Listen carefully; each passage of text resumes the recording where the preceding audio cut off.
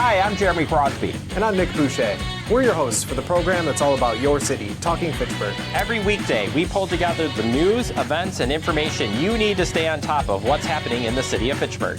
Find Talking Fitchburg on cable TV, Roku, Amazon Fire, Apple TV, and our live stream on the web. Plus, you can find all our headlines and stories on Facebook, YouTube, and our video on demand service. This is your city. Keep up with Talking Fitchburg and the issues affecting you and your neighbors. Want to know what's happening in your city? Get Notify Me messages from the City of Fitchburg. Visit fitchburgwi.gov on your computer or mobile device and select the big Notify Me button on the left. Enter your email and/or phone number, whichever is best for you to get notifications. Scroll down the list and select all the topics you're interested in to receive email or text messages about. You'll be notified every time one of your topics is updated. Sign up for Notify Me, one more way to keep up with your Fitchburg government.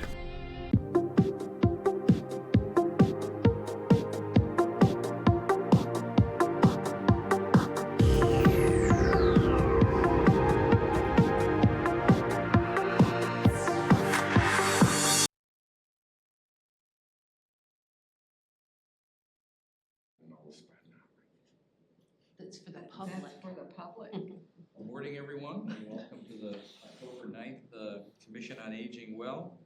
We'll start off with the approval of the minutes from last month. Have you had a chance to look them over, and do I have a motion to approve?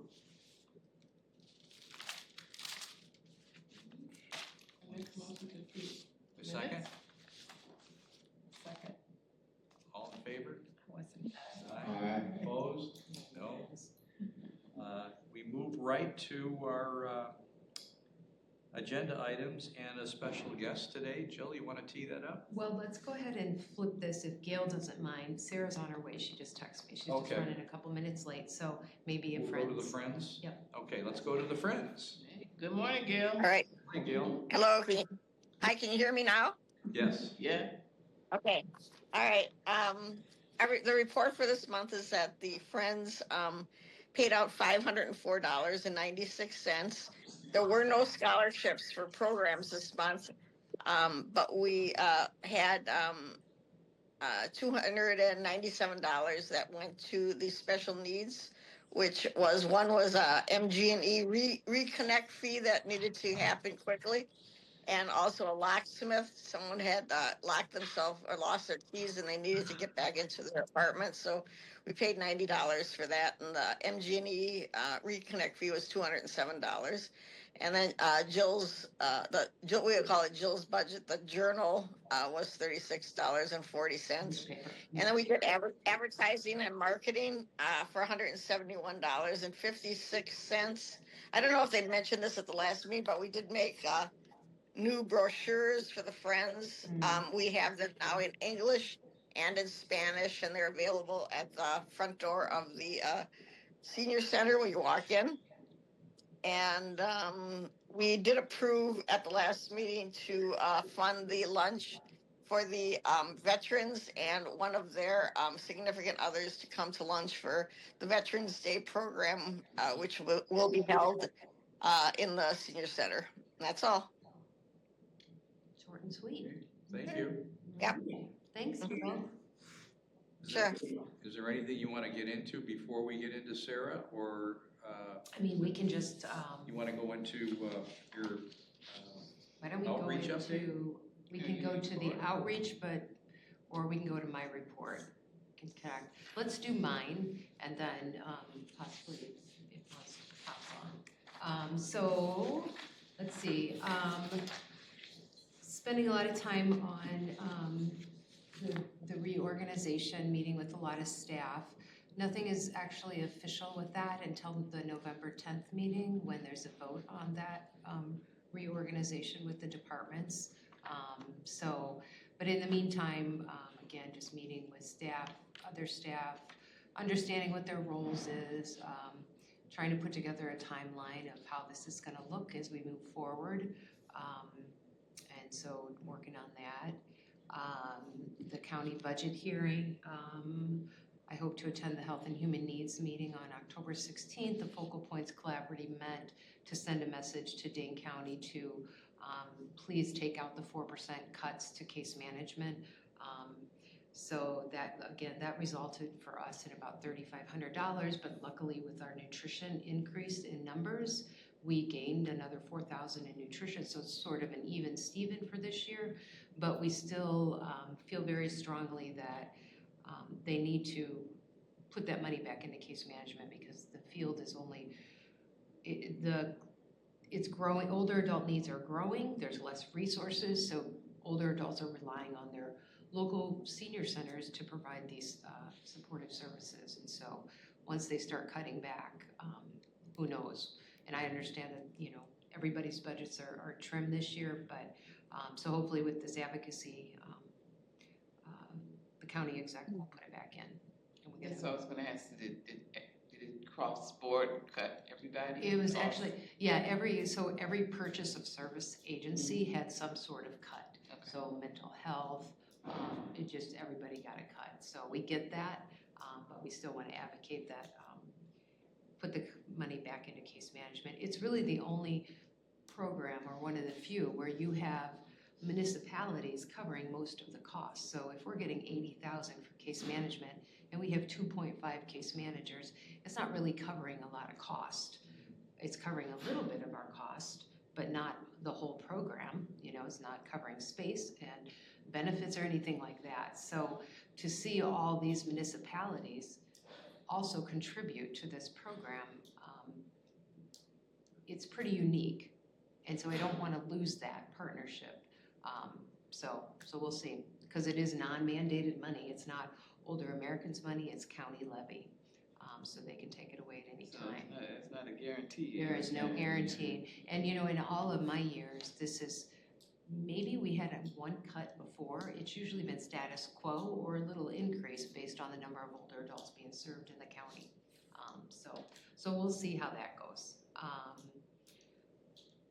We are hoping to start the recruitment for a part-time social worker near the end of October.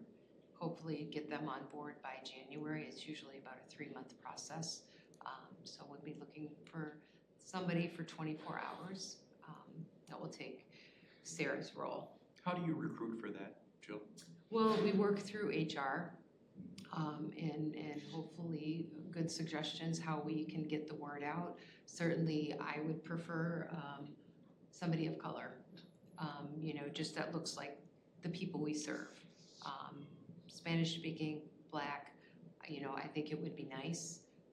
And so we'll probably try to recruit in places, in newspapers, and in different organizations that might have more people reading that or have more connections and stuff, so.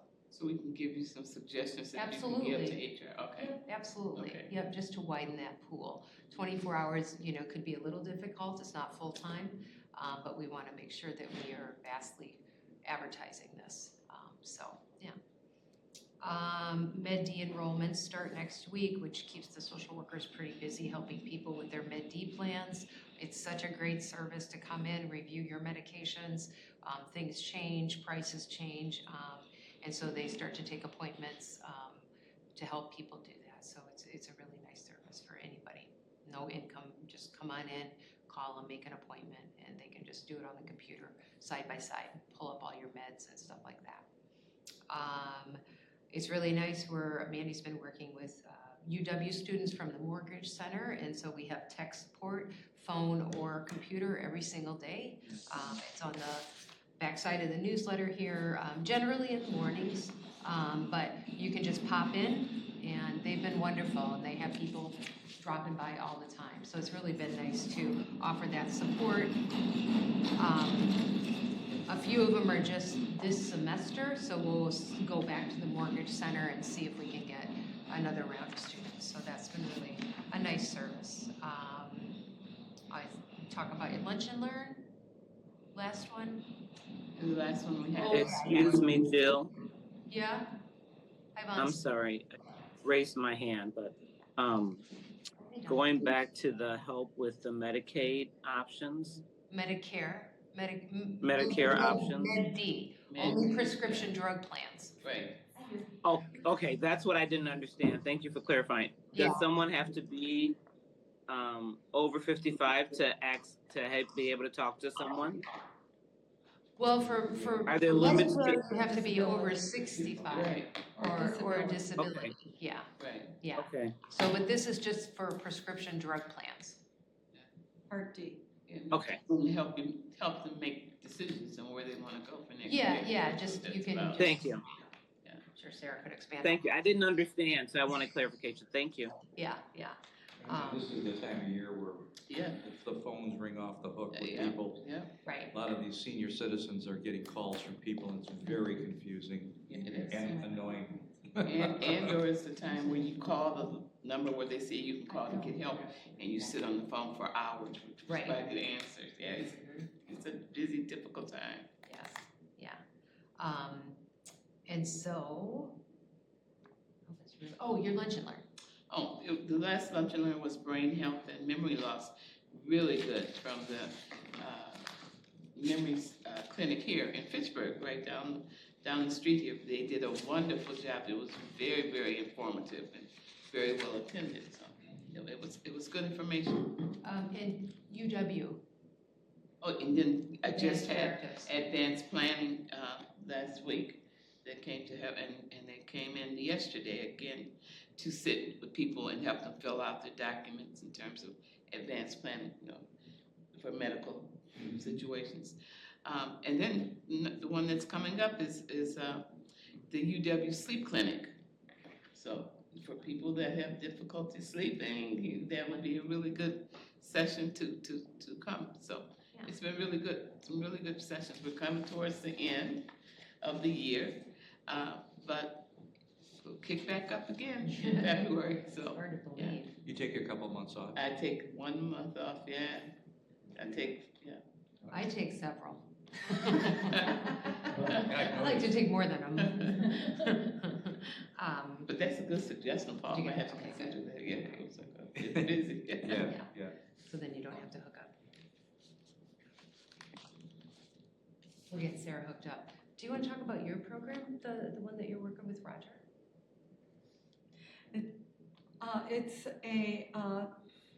It's just in the formation Yeah. stages, but Roger Damrow envisioned having a sort of a group for people who are suddenly single, and it's sort of evolving between, and the group is trying to decide whether it should be more like the caregiver support group or more like the active women and men's group, that is with speakers and so on.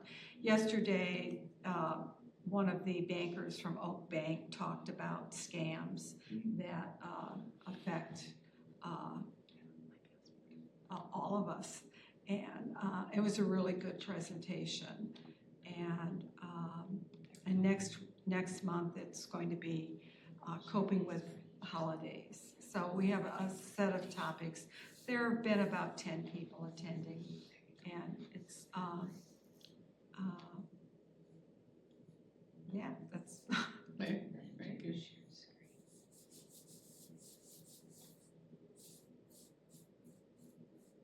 Getting there, folks.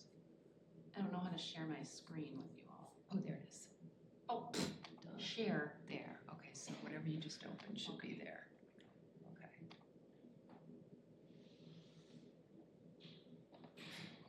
There we go. Morning, Donald. Getting there. We're there, yeah. Okay. Oh, I think I gotta turn my. Good morning. How you doing? Good. Oh, you're okay. No, you can be.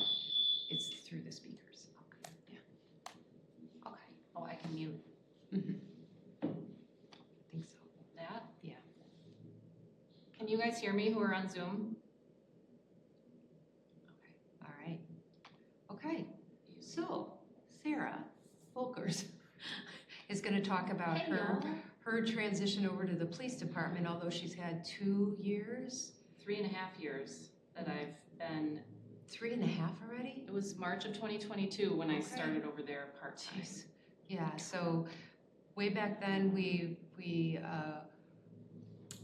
created a new position. It was a collaboration between us and the police department to bring on a new social worker that would share between the senior center and the police department.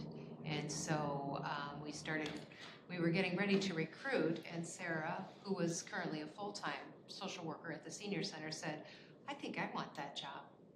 And I was like, So anyway, so it was a great fit for her, and she can talk about why, but I felt that it was important, as we're gonna bring on Katie and Amy next month to just talk about what they do with older adults, that you get a different view of what Sarah is now doing within the police department. So take it away.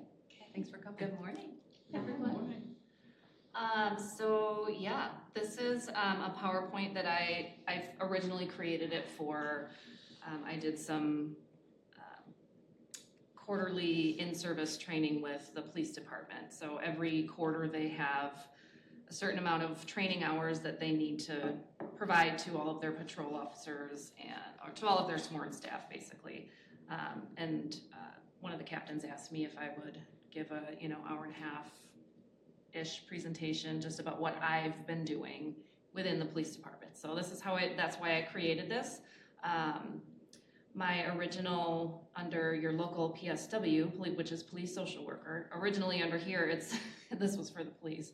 It said, what the heck has Sarah been doing the last 3.5 years? Because, I see a lot of them on day shift, but I don't see the ones on night shift, and, don't interact with all of them. So this is me.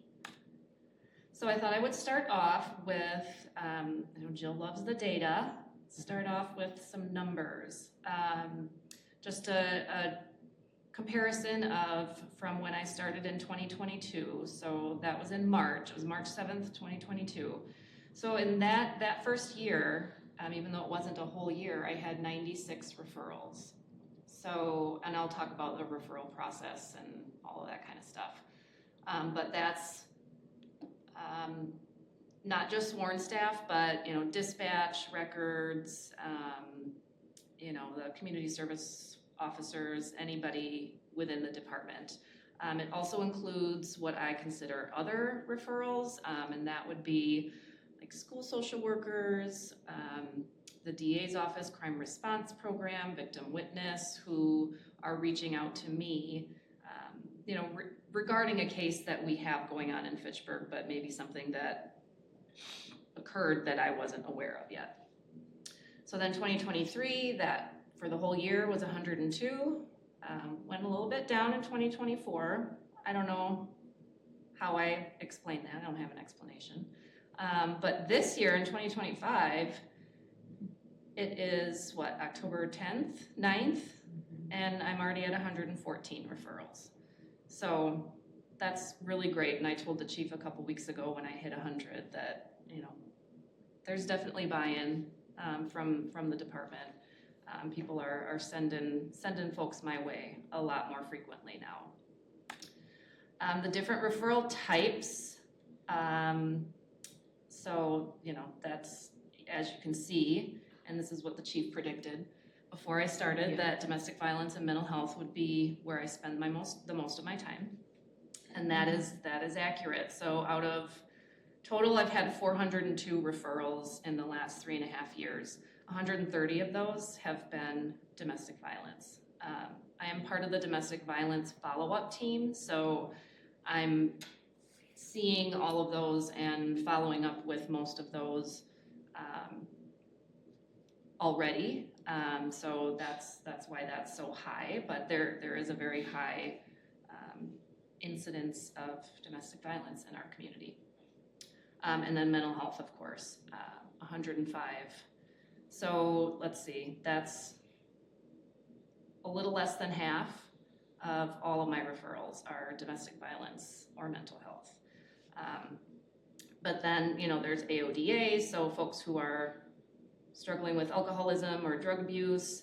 A crime victim would be, if there was a burglary in somebody's home, and they were struggling and, just wanted to talk to somebody or needed resources for whatever reason. Family issues, a lot of that includes, we do get a lot of calls from parents who are having trouble with their kids, whether it's running away or, underage drinking or drug use in the house, kids with behavioral issues that are acting up at home. That's what that is. SA is sexual assault, homeless, so any, homeless folks who police come into contact with. Trauma would be any kind of traumatic experience where there's really not a suspect and a victim per se. There's, a suicide. So the surviving spouse may need some guidance, some support. So that would be an example of a traumatic experience. Vulnerable adults, I think you all know what vulnerable adult, what that looks like. And I do separate dementia from vulnerable adult because I do get calls for people who are, I work a lot with My Choice or interact with a lot of folks who are members of My Choice. So, adults with mental health issues, adults with disabilities, physical or cognitive disabilities, those are, the vulnerable adults that maybe somebody is living in an assisted living facility and they may have some paranoia about things that they believe staff are doing. Vulnerable child, young children who maybe are experiencing abuse.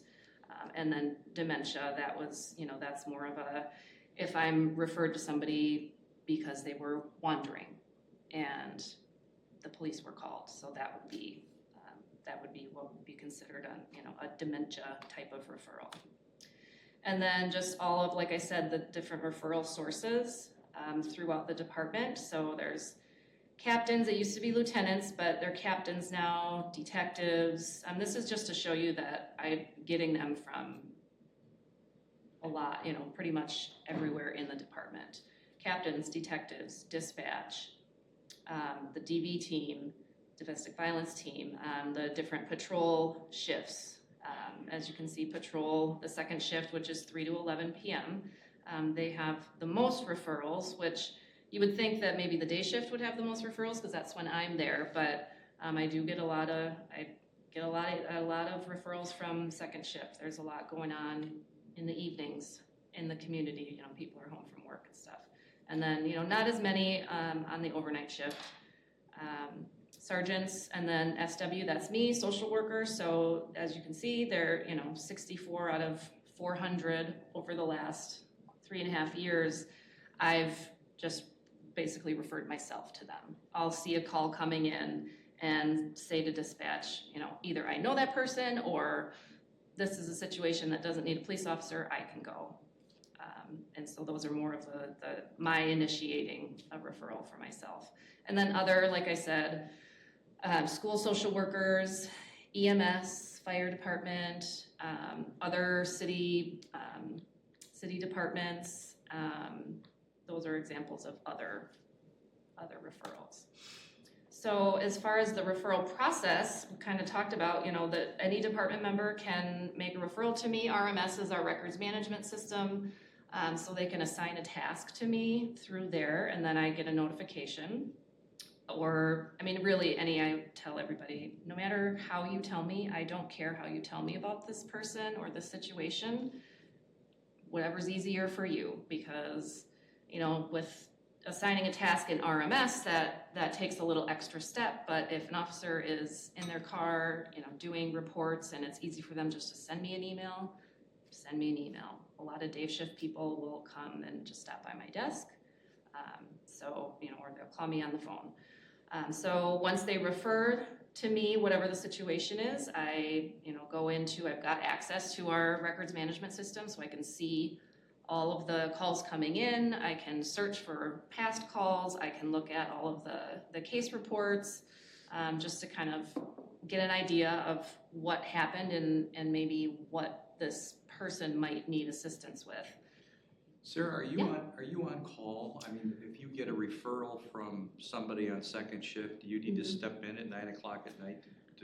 At this point, I'm not on call. I think, Janice, you asked me that yesterday. I'm not, but that's something maybe that at some point I may be. I'm usually I'm in bed by 9, so right. I don't but I do keep an eye on I do keep an eye on my emails when I'm at home, just to make sure that, there's nothing, if a certain person who I know very well maybe is having a crisis, then I might call that person. But technically, no, I'm not on call.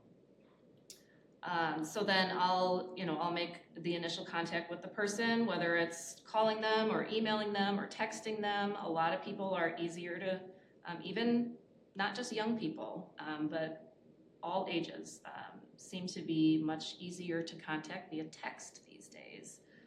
I get a lot more response when I text somebody versus when I call. Some people don't answer, they don't answer the phone, they don't call me back, they don't respond to my text, and that's fine. I'm not, a mandated service. This is all totally, voluntary for the person. So if they decline, that's fine. If they just totally, ghost me and don't answer, that's fine. If they say no thanks, I always say, that's okay, keep my number for the future in case something changes. And there have been months down the road, a few people that have reached out again. So that's why I always want to say, you can certainly reach out at any point. But if they say, yes, I need help, then we'll either meet in person, or if they'd rather do it over the phone, I just meet people where they're at, where they're most comfortable. Well, what about those situations when it's a crisis, right? Mm-hmm. And I'm in a crisis, and a mental health crisis, and somebody contact me and say, do I need help? I may say no, but I clearly need some help. Right. It's a crisis. What happens? So, in the moment when it's happening, if the police are there and I'm not available to also join them, whether it's in the evenings or on the weekends, then the officers will call Journey Mental Health. Okay. So that's always, and oftentimes when I do get involved, they also have called Journey Mental Health. Journey Mental Health can't always come out right at that point either. So, the officers then just have to decide, well, is this person a danger to themselves or others? And if they are, then they have their process of what they do, to take somebody into protective custody or take somebody to the hospital. So do they just determine by the call that comes in, like, this is crisis level, we want to call Sarah? Like, could you give an example of a crisis that they were like, Sarah, you need to come with us now?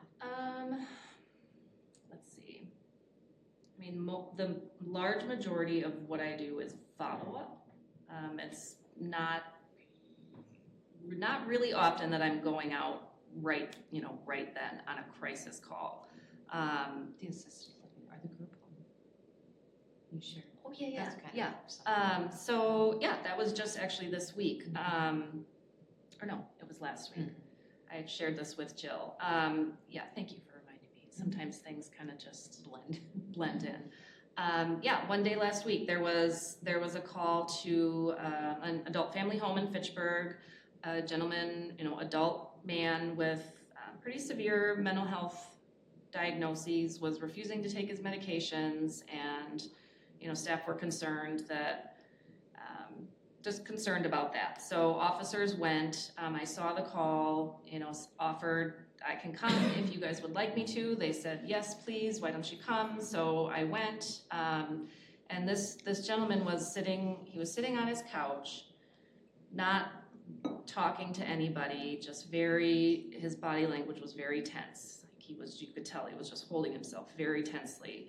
And officers were trying to talk to him to sort of de-escalate him a little bit, asking him what he wanted, what did he need, and he started to get much more elevated and agitated, and started, really shaking, and his face got really red, and he was kind of like holding his breath but breathing hard, so he was, spitting and just in a, clearly agitated state.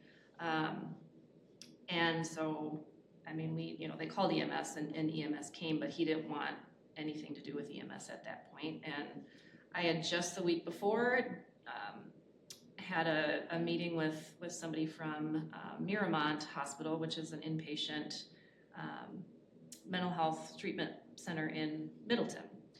And they were talking about mindfulness, meditation, breathing exercises. And so I asked this gentleman, can we try some deep breathing? And he didn't respond to me, but he didn't say no or get away from me. So I kneeled down and I was, a good distance from him, but just tried to guide him through some deep breathing exercises. He did, and officers were talking to him as well, but he did eventually calm himself. He wasn't totally doing the deep breathing with me, but he was somewhat, I could tell he was somewhat trying to do it. So, long story short, he did eventually agree to go to the hospital, which was good. But that would be an example of, officers saying, hey, why don't you come out here? So Sarah, you would be involved, for example, if part of negotiations with someone who was at risk of harming themselves or someone else, or is?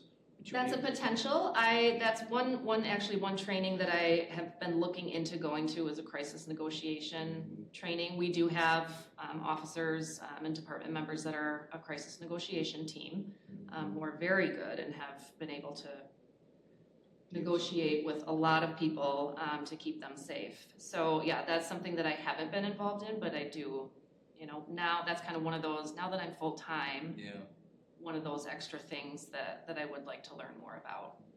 Yeah, this person that I was just referencing wasn't necessarily going to harm himself. He just was in a very agitated state. And plus you indicated he hadn't taken his medication. Correct. He had refused to take his medication, had just come back from a stay with family where he, wasn't always medicated like he should be, and so it was a concern of, getting him into the hospital to safely get him back on his medications rather than, just giving them all to him, and then who knows what's going to happen. You mentioned follow-up, so I'm just on the follow-up with that question. Yeah. What is your practice for closure when you go through a crisis with someone, or not, crisis or not? What's the practice for follow-up to make sure things have been resolved? Yeah, so it's just, continuing to either reach out to the person or their family member or care team when things have kind of gone back to baseline. Then I generally, will step back and, maybe put that person on my, screened out or closed list, but I keep a list of, everybody that I've had contact with, and then I have a list of who is active. So active people are, people that I'm, still in contact with, that I'm, goals haven't been met, whatever those goals might be. There's one individual who lives in a separate adult family home who their staff person had talked with me about needing more staff, and please advocate for my, with my choice to get us more staff, because this particular young man over the last few months has escaped, left the group home with no clothes on and run around the neighborhood, and that's not okay. It's not safe for him, because if he, a community member might not like that he's doing that, and there could be, he could get hit by a car because he's running without regard to where he's running. So it's a lot of safety issues with that. So that particular case, until I will just keep on following up with my choice to hopefully get more staff in that house because it's causing a lot of police calls. And that's the goal, is to reduce the police calls. So that's kind of and that'll be a long process. You may or may not know, but getting extra staff in homes is not a quick process. So yeah, it's very dependent on the case. Sometimes people move.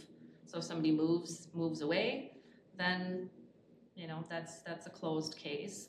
If somebody says, you know what, I'm good, I don't need, thanks for your help, I don't need any help anymore. It just really depends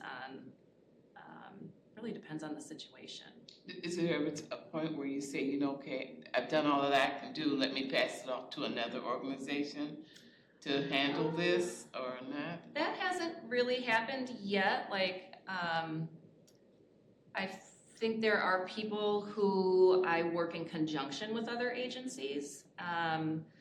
Well, I should step back actually. Some of the domestic violence follow-up that I do, lots of folks, I don't have the data with me, but there are a lot of Spanish-speaking families who I don't speak Spanish. That's another goal, is to try to learn a little bit. But I'll refer them to UNIDOS for, because UNIDOS has a lot of other resources that, that I don't have a fund for me where I can, help somebody with rent or help somebody pay their electric bill. Like the Senior Center has the Special Needs Fund. That's another goal that I have, is to try to somehow be able to create something like that where I can offer little financial assistance type of things for people. But yeah, so I'll refer to UNIDOS, and if the person still, has questions throughout the process of, the police investigation, I can be the liaison for that. But there have been several recently that I have, I guess I would say, passed off to UNIDOS because I know that they can support them how I can't. Yeah, given the population of Right, it. right, Yeah. yep. Or like Yeah. Journey Mental Health, would they just take a client and then? I don't really work much with Journey. Okay. Mostly it's the, when there's a mental health crisis and officers are calling Journey Mental Health, crisis wants an officer to call them. They really prefer to have the officer call. There have been times in the last 3 years where I have contacted crisis and, tried to say, hey, I'm working with this person. I know you guys have history with them. Can we work together? Can you tell me, are you trying to, are they showing up to their appointments? Are they, med compliant? With releases, of course, they'll share some of that information with me. When folks have been under emergency detention and our officers have to transport them up to Winnebago Mental Health, there is somebody at Journey who kind of oversees the discharge, the people who are being discharged back to the community. So I might reach out to crisis to find out if there have been a couple people over the past 3 years that it's beneficial for the police to know if they're back in the community, because then we can be ready for an uptick in calls. So that's kind of the interaction with crisis.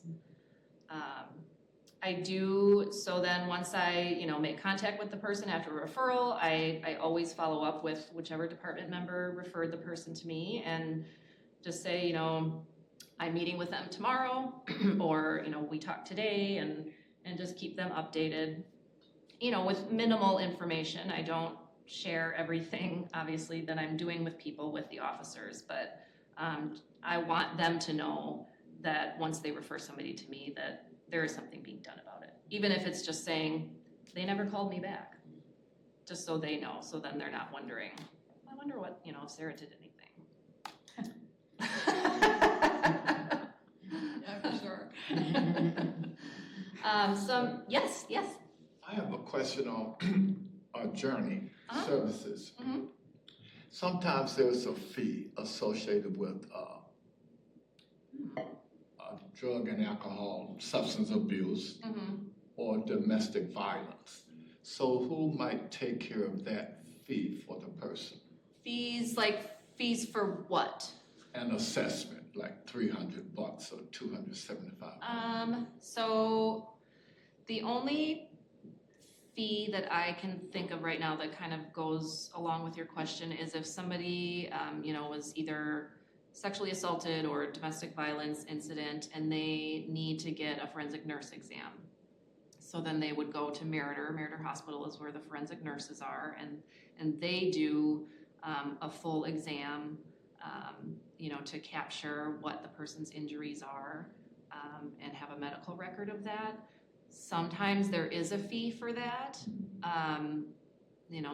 Some people can pay it, some people can't. If someone can't, usually I think UNIDOS may help with that.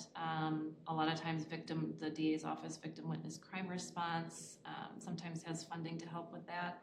I have not yet heard of somebody who didn't get an FNE exam because it wasn't paid for. Yeah, I was just wondering, are there cases where some people may be turned away because they don't have the... No. That's a good question. No, not that I'm aware of. Yeah, and I don't know for sure, but I think the hospital probably has some, No, hospitals but like have. the referrals to Journey, the intake at Journey. Oh, I've heard of it. I've never heard of anybody having to pay for an intake at Journey. I've helped some people with substance abuse. Yeah. And there has been a few. Okay. Yeah, that is not something that I have had experience with. Yeah. I'm glad you brought that up though, because it's something to look into. Just curious. Yeah, no, I'm curious. Some of the immediate resources that people can, either officers or I can refer people to, that will respond quickly. UNIDOS has been wonderful to work with. We, a lot of times officers just refer directly to UNIDOS rather than, especially in the evenings. There were a couple reports of domestic violence incidents recently that I saw in one of the reports that the officer said, I gave them the phone number to UNIDOS for assistance with a restraining order or for assistance with whatever they might need. So UNIDOS has been amazing. The Rape Crisis Center, although I don't think it's called Rape Crisis Center anymore. I can't remember what their new name is. But Rape Crisis Center, they usually have somebody on call that, they sometimes can offer hotel rooms for somebody who needs to be out of their apartment for safety reasons. Catalyst for Change is a street outreach organization for homeless individuals, and they're somebody that, that have been very responsive in following up with people.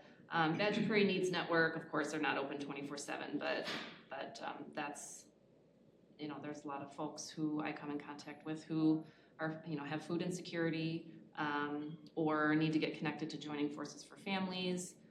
Badger Prairie Needs Network is a great place to do that. Of course, 988, the suicide or mental health suicide crisis line, and then Journey Mental Health Crisis, and then Crime Response, I mentioned them earlier. They're with the DA's office. So Crime Response and Victim Witness are both units with the DA's office, and Crime Response specifically, like their name says, they will go out on scene to a crime that's happened. If there's, for example, there was a few years ago, a suicide, a person completed suicide, and the wife and all of the young children needed somewhere to go immediately because the home is where it happened. And so Crime Response came and facilitated getting them into a hotel room and getting them, some food to eat. So they are on call and that's for the whole county. But they're very helpful with guiding people through the court process. So when a case goes up to the DA's office, if there's a victim involved, they will reach out to that victim and say, we're here to help with the court process, and they pass it off to Victim Witness Unit, and they follow throughout the entire court process with that person. So I work a lot with Crime Response and Victim Witness and referring people up there, just making sure that, sometimes a person will call me and say, I haven't heard from Victim Witness, and so I'll send an email or call up there and say, hey, has anybody called this person? And so just kind of trying to keep those connections. Are you involved in wellness checks? Yes and no. I will tell you a little story. This was not long after I started with the police department. There was a wellness check came in for somebody in one of the senior buildings, and it was somebody who was known to the senior center. And I saw the call, and I said, I I know who that person is, I'll go check, you know, because I was all, you know, gung ho, like, I need to go on call so that officers can be going to real things that, you know, not that this wasn't real, but, you know, that they can be responding to police-related needs. And so, you know, I have my radio, I have a radio number, 6494 is my number, and took my radio with me and, you know, went to the apartment, knocked on the door, no answer, door was unlocked, went in, and she was there, deceased, had been deceased for probably a week or more. So, you know, quickly backed out, radioed to dispatch. I'm pretty sure this person is dead. We need somebody, you know, need EMS or whatever to come. So since then, I don't really go on check person calls or check welfare calls by myself. You know, I mean, it was, I guess it was, you know, bound to happen at some point where I would see something like that. But, you know, generally, if it's a check person, I'll go with somebody. I'll go with an officer, or, you know, the officer gets there first and I'll meet them there. Especially if it's somebody that I know, whether it's through the senior center or just somebody that I've known now through the police department. Yeah, but that's one of the main calls that I'm looking for. Like every morning when I get in, I go through all of the calls for service since I was there last, and, you know, the check person, the assist ambulance, you know, domestic, those types of things are the ones that I'm really mostly looking for. And what's nice is that oftentimes she can share that with Katie or Amy if it's a client that we see, like so-and-so was transported last night. Right. You know, so it's a nice relationship. Yeah, and there are addresses too. I mean, from working at the senior center for 20 years, I have a lot of addresses that are familiar to me. So if I see somebody's, you know, if I see the address for the Limerick, or I see the address for the High Line, I'll click into that and see, you know, what happened, and then I can, you know, let Amy and Katie know, you know, well, this person went to the hospital, so they're not going to be home for their meal, or. Are there a large volume of wellness checks in Fitchburg? Probably more than you would think. Yeah, and some of them are, you know, family members from out of town who haven't been able to get a hold of whoever they're trying to get a hold of. I mean, majority of the time the person is fine, and sometimes it's, you know, I don't want to answer their calls, so that's why I'm not responding. What would you say in a month? Probably better to say in a day. Okay. Anywhere from 5 to 10 a day. Oh, wow. Okay. But sometimes it's not. Yeah, but still. That's nice. But yeah, I mean, it doesn't always mean that it's a crisis either. You know, a check person is just like, I can't get a hold of this person. But they're always responded to, right? Yes. Okay. Yeah. A couple, I guess this was last week or the week before, the other one that I had told you about, somebody's brother had called in a check person because he had been texting with his brother, and his brother was texting him some suicidal ideation type of things. And so his brother called the police. Police went to the house. No one was home. Nobody answered. All the doors were locked. You know, they didn't have enough information to warrant forcing their way into the house. So they asked second shift to follow up because day shift was ending. And so a second shift officer was able to make contact with the gentleman, and I ended up calling him the next day and talked with him about, you know, he's having lots of marriage problems and he's, you know, feeling really down. He's been hospitalized in the past for suicidal ideations, and, you know, he was talking with his doctor. He was going to get connected to behavioral health. And so I just talked with him for a little bit and said, you know, you need me, call me, you've got my number. I thought for sure I'd never hear from him again. The next morning, he texted me early in the morning and was telling me asking me, what do you do when your life becomes unmanageable? And then proceeded to text me different things about how he was thinking about taking his car, putting it in the garage, shutting the garage door, and starting the car. And that the day that his brother called, when officers finally did make contact, he had taken some old pain medication and dressed himself in something decent and laid down in bed so that whoever found him, he looked decent. So, you know, I obviously called 911. That day we didn't have dispatch. As of Monday, we no longer have a dispatch center. That day we didn't have anybody in dispatch, so I called 911 and they sent our officers over, and I did go over there, and the gentleman was okay. He had not actually attempted suicide, but just the fact that he had a very specific plan, that he texted it to me. He eventually did go to the hospital and he was hospitalized. He's home now. That was quite the call for help. Yeah. That was a cry for Yeah, help. I mean, from not just thinking that I wouldn't hear from him ever again, because that happens a lot, to the next morning getting these very concerning texts, you know, that I felt like was pretty profound, just that he felt even after just 5 minutes of talking to me on the phone that he could reach out and say those things. What concern do you have now that Fitchburg does not have a dispatch center? I mean, I like having the dispatch center because I like to just go in there and say, hey, Rodney, or hey, Kim, this is where I'm going. But just in terms of response and... Oh, I don't have any concern about response times. No, I don't. Okay. And I'm definitely not the best one to be speaking on this, but I mean, we have, over the years, we have had times where calls are going to the county because there isn't a dispatcher on shift. So why do we not have a dispatch?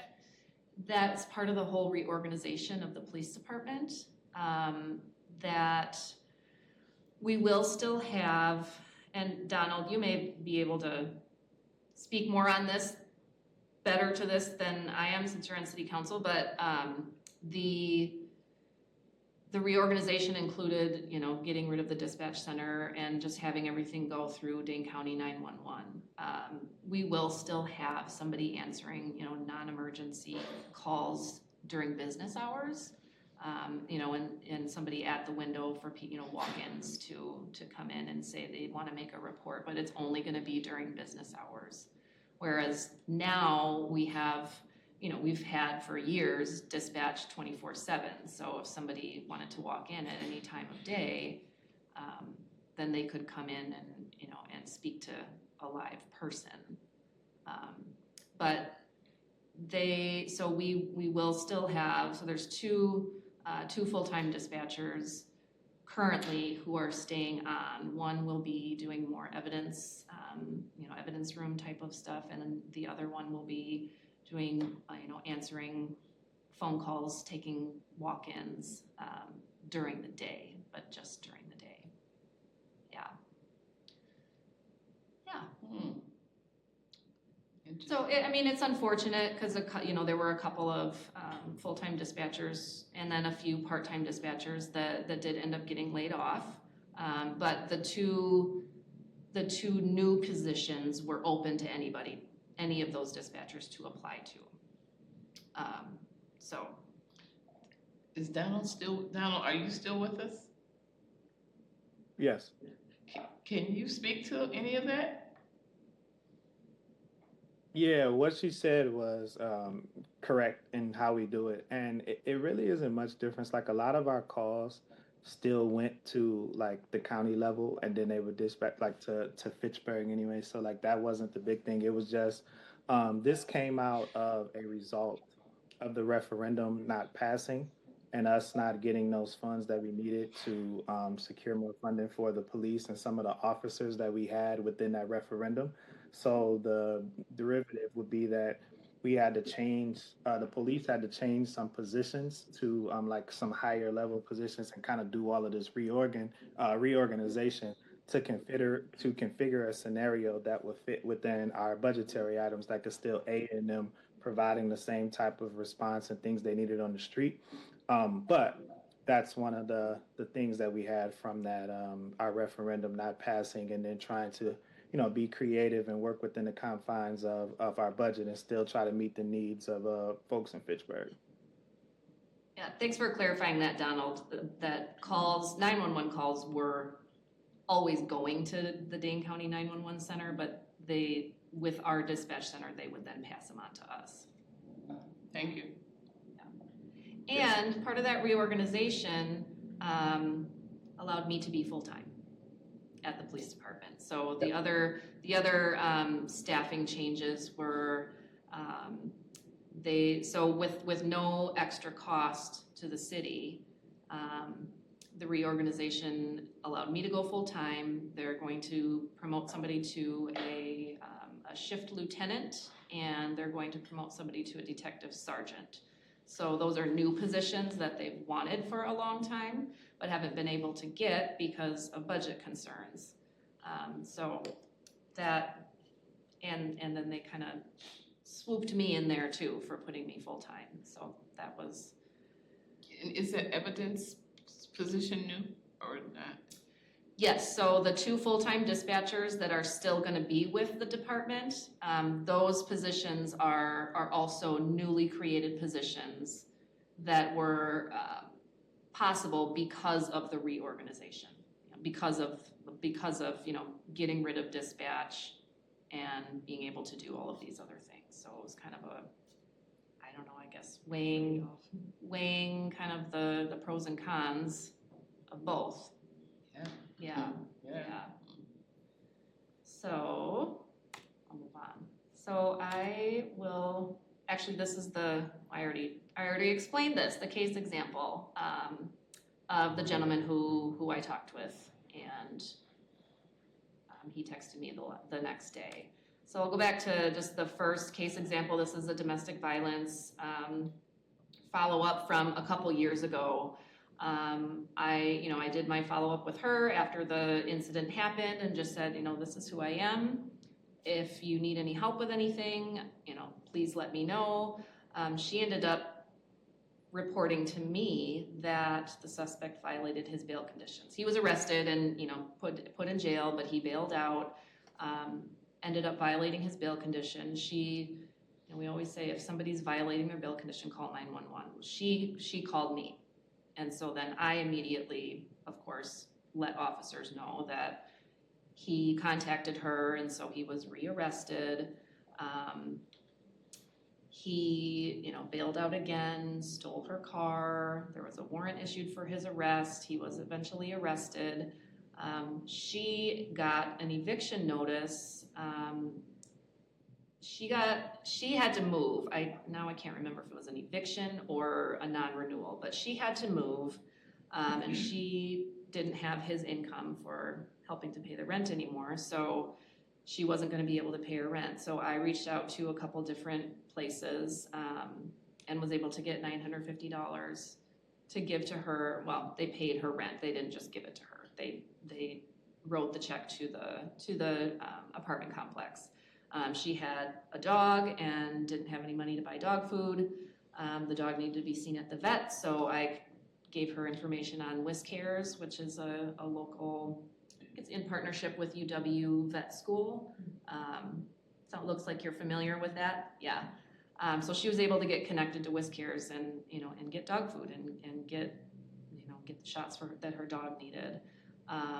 She also, her phone was damaged in the initial incident, and so I was able to get, and CR is crime response.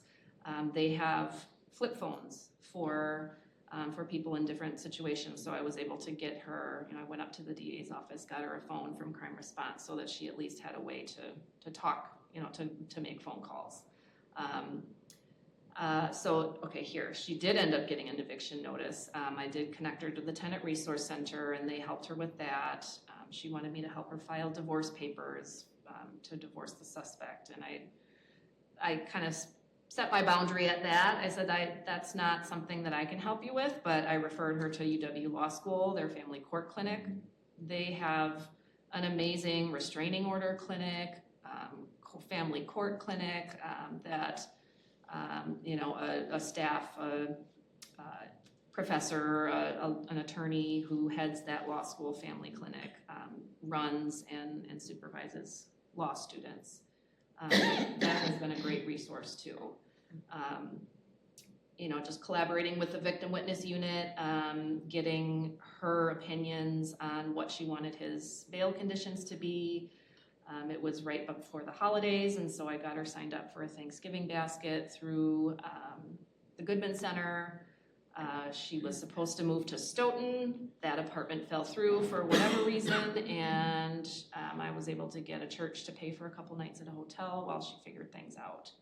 So that's just an example of that's a lot of community resources that I was able to pull in to assist her, because I can't do all of those things myself. I just don't have the ability. I don't have the funding. That's why we're very lucky in Dane County to have so many resources out there for people. And let's see. I know I'm taking a really long time. Probably more than you expected. How many more slides you got? 1, 2, 3. Oh, we're good. Okay. So my role has expanded. I started with a blank slate. I am the first police department employed social worker in Dane County. There was nobody when I started. I don't know if years ago anybody had one, but not to my knowledge. So there was really no template of what I should be doing. So I think I told you this yesterday, Janice, I've been making stuff up as I go along for the last 3 years. Nothing in the city of Madison? No. Madison Police has their embedded Journey mental health crisis workers that respond with officers to mental health calls, but that's all they do. And they're not employed by the Madison Police Department. They're employed by Journey Mental Health. Sun Prairie Police Department now, for the last couple of years, they have a social worker who's full-time. Verona has one of their case managers from the Verona Senior Center works 10 hours a week with the police department. It sounds to me like Middleton maybe is thinking about hiring a part-time social worker. So it's very... It's growing, yeah. Yeah, it's growing. But, when we looked at creating it, the closest municipalities were Janesville and Whitewater that had social workers embedded. Yeah. And there was a couple, maybe one in Fond du Lac, but not a ton in Wisconsin. So Kenosha Police Department has a very established program. De Pere, up in the De Pere, Green Bay area, they have some as well. And there were, I reached out to somebody in the Indianapolis or Bloomington, Indiana Police Department, because they have a very established program there too. So, but around here, it's still in its infancy stages. So I literally have been making it up as I go along. But I have helped a lot of people with restraining orders. I taught myself how to go to do the restraining order process with people. I'm going to the injunction hearings with them if they would like me to. I'm connecting with school social workers and collaborating on safety plans for kids, with different disabilities that may have police contact. Doing a lot of housing searches for a lot of different situations. With the help of IT, created my own database, which is where I do my charting. Future expansion, now that I'm full-time, I referenced this before, just doing other, I'd love to start a program to support new officers and their families. And that, I guess I didn't say why this was such a fitting position for me in the beginning. My husband has been in law enforcement for 20 years, and he used to work for Fitchburg Police. He was a patrol officer for 3 years and a detective for 10 years, and he works for the state now. But so I've always, been in a law enforcement family. And when my husband started here, I had no idea what to expect. There wasn't any sort of, connecting with a mentor, spouse, or anything like that to be like, hey, this is what it's going to be like to be married to a police officer, because it's not normal. It's not normal at all. So that is something that I've wanted to try to have some, just like during their onboarding, during their training, during their, first few weeks in the department, saying, hey, give me, let me reach out to your family, whether it's your parents, because we got a lot of young officers, parents, spouses, boyfriends, girlfriends, whatever, just to say, this is what it's going to be like. And I can tell you this because I know what it's like. You have to expect to have holidays without that person, have, family events, birthday parties, weddings, get woken up in the middle of the night. All of those things that normal people jobs, or non-law enforcement, I shouldn't say normal, non-law enforcement people jobs, you don't really have to experience that in. So that's something that I'd like to do at some point. I didn't mention, I am on the CIT team, which is the crisis intervention, so that's more mental health follow-up, and then peer support. So within the department, just supporting department members, just in general when they've, got tough calls or going through stuff. And then just benefits of me being there, hopefully reducing the workload for officers, responding to non-emergent calls for service, decreasing repeat calls for service, hopefully improved community relationships with the police department. I show up in just regular clothes. Sometimes I have a shirt that has a police department badge on it, but a lot of times people are more receptive to me showing up than an officer. I a few times have helped with enhancing victim cooperation with investigations and just targeting the special populations who need more assistance than what a police officer can provide. Before my position, if somebody, needed help with a restraining order, the officer would just be like, well, sorry, I can't help you with that. But now they can refer them to me.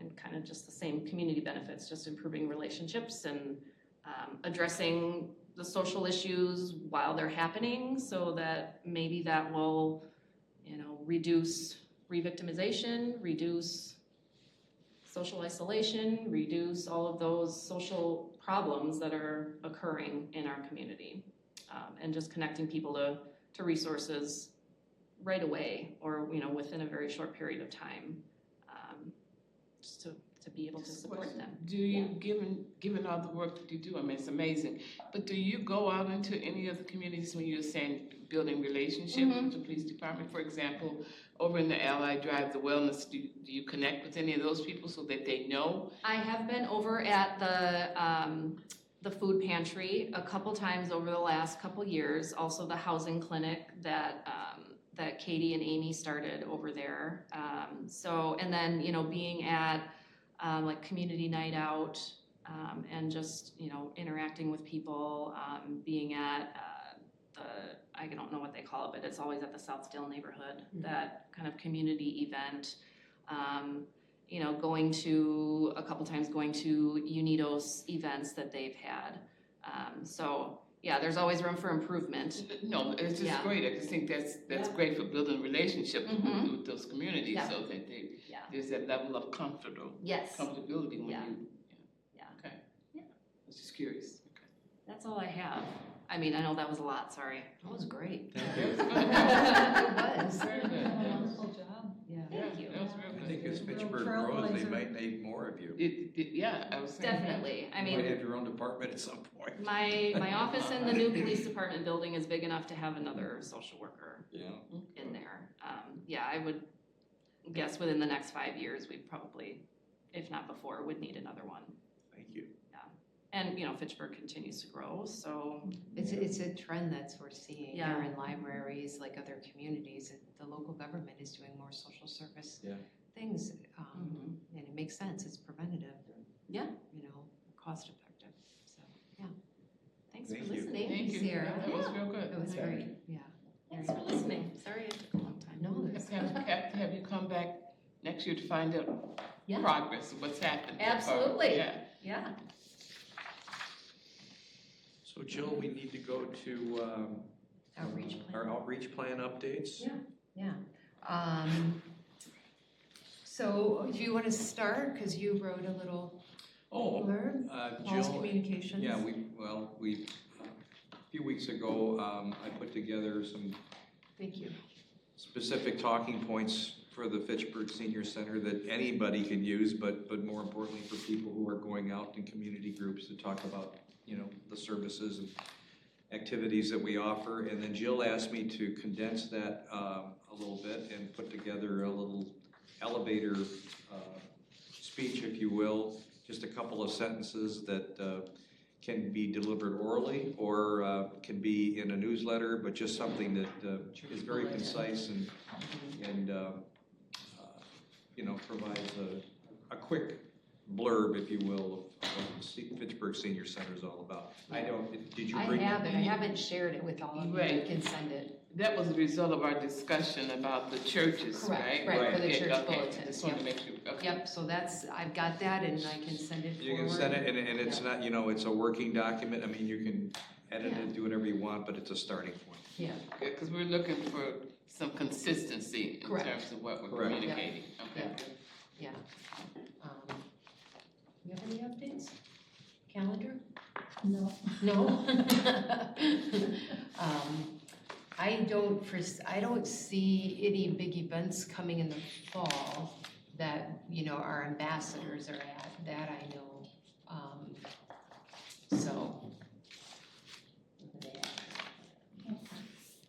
Charles, any updates?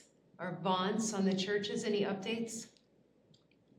I contacted Fountain of Life this week, and hopefully we'll get a call back about how I can either come to speak or put something on the website or something in the service bulletin, if they still have that. Vance, anything?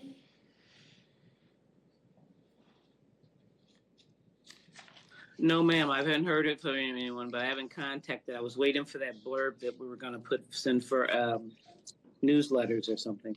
Okay, I'll send it when we're done. And add our link that people can link to our website too, so. The website count the number of clicks on that? I'll have to ask the city. I feel like it doesn't, because we always are interested in how many people click on our website in general. So I'll double check, yeah. So Paul, thank you for this. Was that helpful? It helped. Oh, good. And I just further condensed it, but It's a lot. Yeah. We got a nice short blurb that kind of pulls that all together, so. But it was a good start, helpful for me. Yeah, very good. Thank you. Thank you. I do have the invites ready to address and send to our Black older adults at Limerick Innovation Commons. I think we talked about doing that a little. It's November 7th when we're inviting everybody, so waiting maybe another week before those get addressed and then a follow-up with a phone call. Which is something that perhaps go on our calendar. Oh, yeah. That, November 7th. Yeah. Janice, anything to add?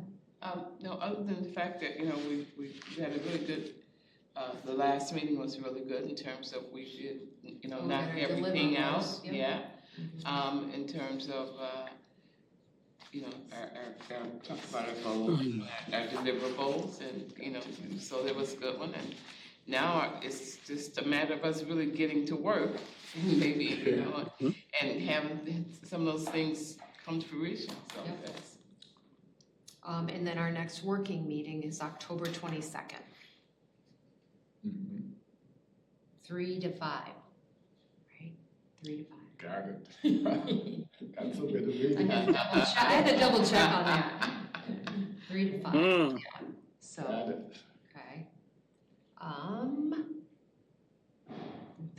Donald, do you have anything to share from City Council or any meetings or anything we should know about citywide? No. Other than Logan and I had the opportunity. Been planning like doing listening sessions in our district in different corridors of District 3. And last weekend we did a session at the Limerick. There wasn't a lot of attendance, but I feel like they shared a lot of good information with us. And Jill has seen it, so she can maybe like just forward it to everybody.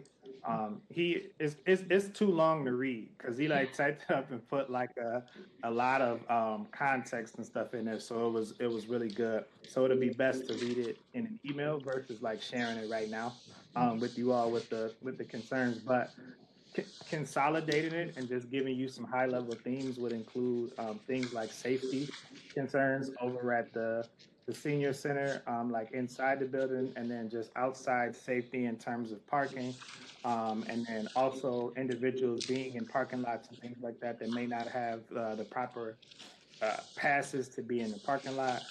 The noise, because there's a lot of engine braking going around that curb or that roundabout that's at the end of Lacey Road where all of the new construction is going. And then like increased communication. And I feel like that one is tough because like no matter what we've done so far, it's always as far as council, like anything we had, we always get the feedback like, well, you need to do it a different way or feed. So we're just trying to be more creative about that. And I didn't include it.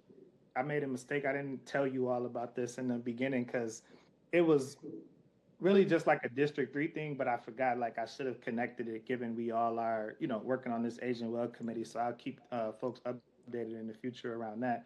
And then the last common theme was, like just people, the speeding and folks are like speeding down Lacey Road and around some of these other places where individuals mentioned like potentially having some like speed bumps or things like that as seniors are crossing the street over there and things like that was a lot of the main things that were brought up and raised. And then transportation, of course, too. But I told them, that's a citywide, countywide issue right now, and trying to figure out creative ways of adhering to some of the concerns that are out there around that in terms of additional bus routes and some things like that.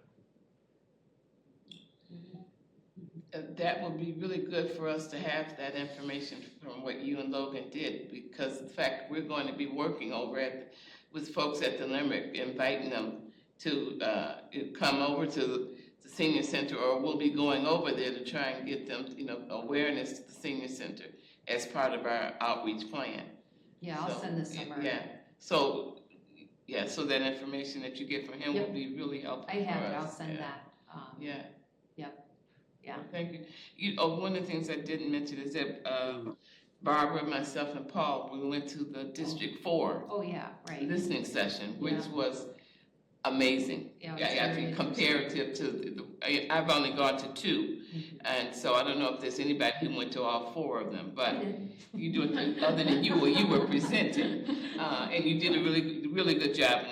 Jill did a really good job the last session.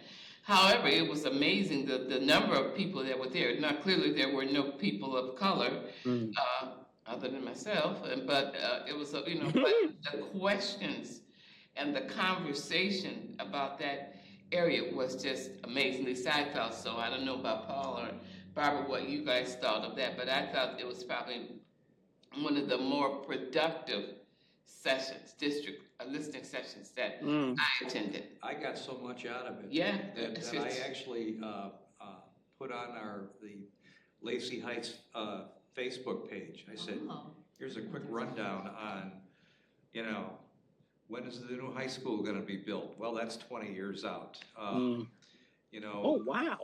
The Lacey Road, Fitch-Rona intersection, that's on the agenda for next year. There's a whole bunch of things that I was able to, I felt responsible for getting the information out. That's good. Yeah, I think their AV system was much better. That really and so helped. That it's pretty much the same content that we had before, but it was just much more it was a nice visible. It was difficult to see those maps, and I have intended to go back and look on the city site because, for example, someone that I was talking with was quite interested in where this Edgewood athletic campus is going. And I knew that it's, but without being able to see the roads and so there's a lot of discussion. People who live in that area know exactly where it's going to be. Was a little hard to follow for me because I wasn't sure of where all these road names are, but there was a lot of content, and I think if it's my fault. I haven't gone back to look at exactly where all those slides are on the city site, but I think any citizen that looks at that would find it very, very informative. Yeah, it really was. I mean, and it was stuff that was happening right there in District 4, but then there was just issues in general that people spoke of, like the flock light, the lights that they've got. The cameras, and the lights. People had an opportunity to talk about some issues that they're having in their area, in the residents and neighbors. I mean, so it probably was one of the, like I said, one of the more productive district sessions that. Well, they came prepared.